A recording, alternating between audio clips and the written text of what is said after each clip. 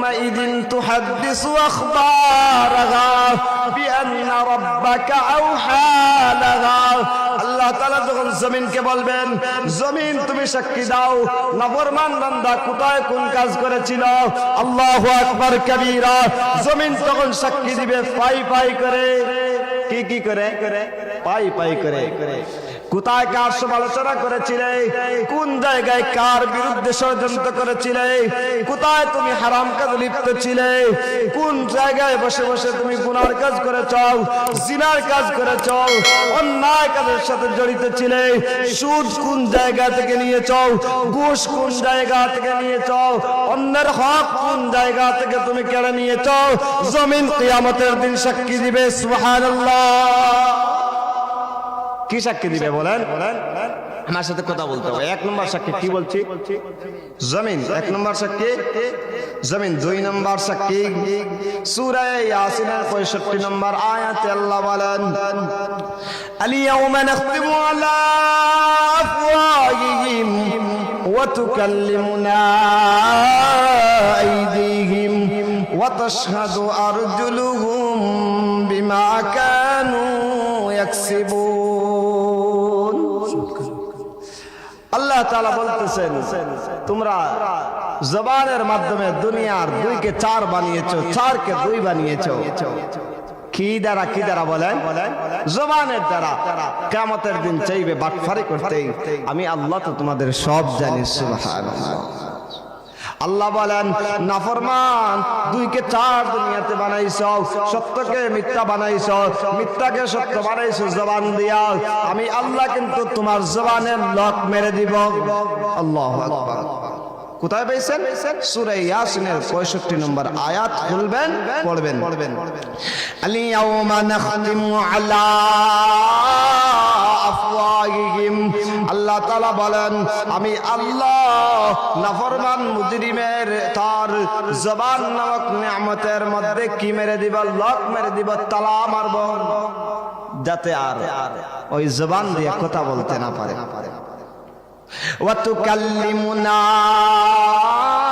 আইদিহিম। হাত কথা বলবে আল্লাহ তাআলার আদেশে। সুবহানাল্লাহ। আহা, দুনিয়াতে কারো হাত কথা বলে না? বলবে না। তাহলে আল্লাহ তাআলা যখন নির্দেশ দিবেন তো কি করবে? হাত কথা বলতে শুরু করবে। এরপরে 3 নম্বর সাক্ষী, ওয়াতাশহাদু আরজুলুহুম বিমা কানু ইয়াকসিবুন। পা নামক নিয়ামত দিয়ার কোথায় গুনার কাজে গিয়েছিলে, পা করে হেঁটে হেঁটে তোমার বিরুদ্ধে কিন্তু পা সাক্ষী দিবে। আল্লাহু আকবার। আচ্ছা, আজকে যারা মজমায় এসেছেন পা করে হেঁটে হেঁটে, আপনাদের কি এখন পুরস্কার আছে জানার দরকার আছে না নাই? হ্যাঁ, দরকার আছে।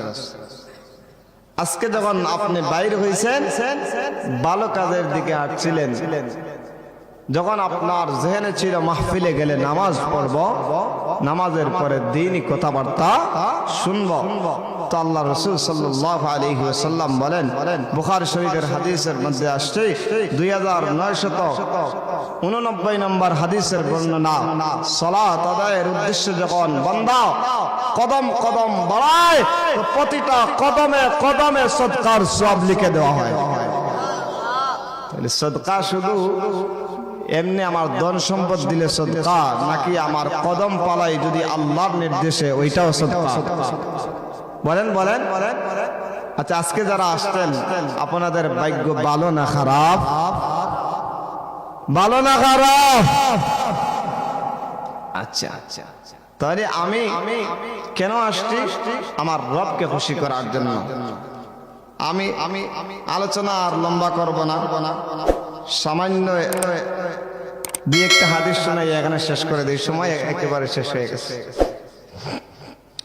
এখন যে আমরা আসছি, কি নিয়ে আসছি, কি নিয়ে যাইব, ওইটা বুঝাইতে চাচ্ছি। দেখবেন আপনারা কত ভাগ্যবান। খেয়াল করেন, তিরমিজি শরীফের হাদিসের সংখ্যা হলো 2390। ওই হাদিসের মধ্যে আসছে আল্লাহ তাআলা বলেন, তাদেরকে মোহাব্বত করা আমি আল্লাহর জন্য ওয়াজিব হয়ে যায়। সুবহানাল্লাহ। ওয়াজাবাত মুহাব্বতি, তাদেরকে মোহাব্বত করা আমি আল্লাহর জন্য ওয়াজিব হয়ে যায়। কারা তারা, তাদের পরিচয় কি শুনেন, এবার দিল লাগাইয়া শুনেন। আজকে কিন্তু ওইটা পুঁজি নিয়ে দিতে হবে যে গেছেন কি নিয়ে আইছেন।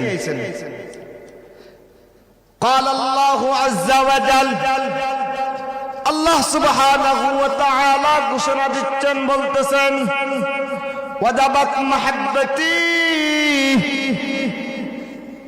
আমার বান্দাদেরকে মোহাব্বত করা আমি আল্লাহর জন্য ওয়াজিব হয়ে যায়। তারা কারা, কয় দল?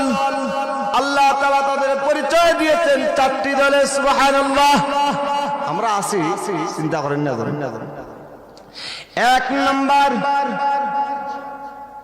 লিল মুতাহাব্বিনা ফিল্লাহ, এক নম্বর দল যারা আল্লাহ তাআলাকে মুহাব্বত করে, আল্লাহ তাআলার ভালোবাসা পাওয়ার জন্য দুনিয়ার মানুষকে ভালোবাসে, একজন অন্যজনকে কি পাওয়ার জন্য? আল্লাহ তাআলার মুহাব্বত, আল্লাহ তাআলার ভালোবাসা পাওয়ার জন্য দুনিয়ার কোন মানুষ যখন অন্য মানুষকে ভালোবাসে তো আল্লাহ তাআলা বলেন ওয়াজাবাত মুহাব্বতি, আমার বান্দাকে মুহাব্বত করা আমি আল্লাহর উপর জরুরি হয়ে যায়। সুবহানাল্লাহ। তাইলে আজকে আপনারা কেন আসছেন বলেন? আল্লাহ তাআলার মুহাব্বত, আল্লাহ তাআলাকে রাজি আর সন্তুষ্ট করার জন্য আসছি, ঠিক না? তাহলে প্রথম দিলে আমরা আছি তো, আলহামদুলিল্লাহ। দুই নম্বর, ওয়াল মুতাজালিসিনা ফিল্লাহ,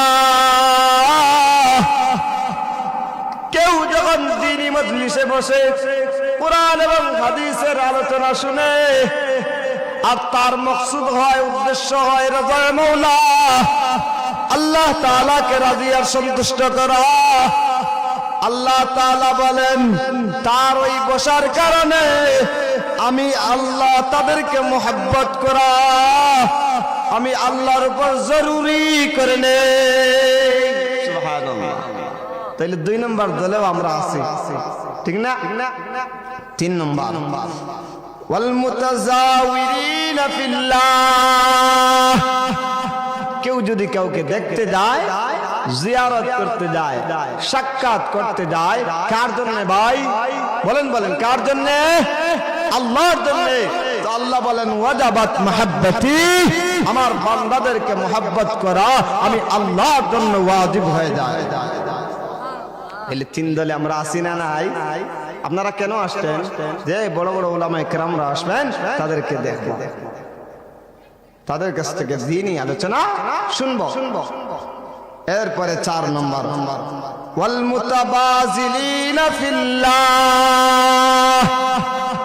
যে দুইজন বা যেই দুই দল মানুষ, এক দল খরচ করে আছে আর আরেক দল খরচ করে